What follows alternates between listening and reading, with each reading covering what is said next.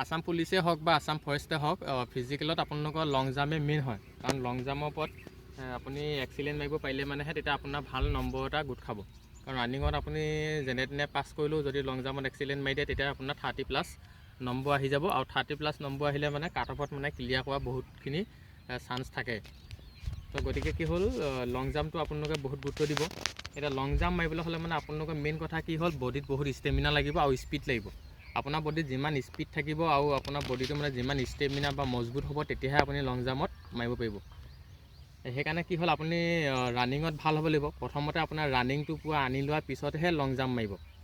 আগতে যিসকল কিছুমানে ল'ৰা ছোৱালীয়ে ধৰি লওক ৰানিং কৰি আছে বা মাজে সময়ে প্ৰেক্টিছ কৰি থাকে বা লং জাম্প কিবাকিবি মাৰি থাকে, খেলা ধূলা কৰি থাকে, তেওঁলোকৰ কথাটো অলপ বেলেগ হ'ব পাৰে। তেওঁলোকে মানে কি হ'ল, বডিত অলৰেডি সেইটো স্পীডটো থাকে, ষ্টেমিনাটো থাকে কাৰণে মাৰিব পাৰে। তথাপিও আপোনালোকে ৰানিং যেতিয়া কৰি থাকিব, ৰানিং বহুত দিন কৰাৰ পিছতহে মানে লং জাম্প কৰিবলৈ আপোনালোকৰ বডিটো খাপ খাব।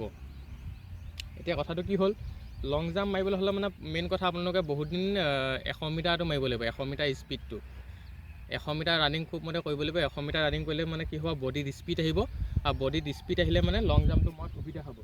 স্পীডটোৰ কথা বাৰে প্ৰতি কৈছোঁ কেলৈ, আপোনালোকৰ যিটো ট্ৰেক পইণ্ট হয়, লং জাম্পটো যিডোখৰ পৰা আপোনালোকে দৌৰি আহিব, সেই দৌৰি অহাডোখৰ কি হ'ল, যিমান স্পীডত দৌৰি আহিব তেতিয়াহে ইয়াত আগত মানে সিমান স্পীডত পৰিব পাৰিব জেগাডোখৰত।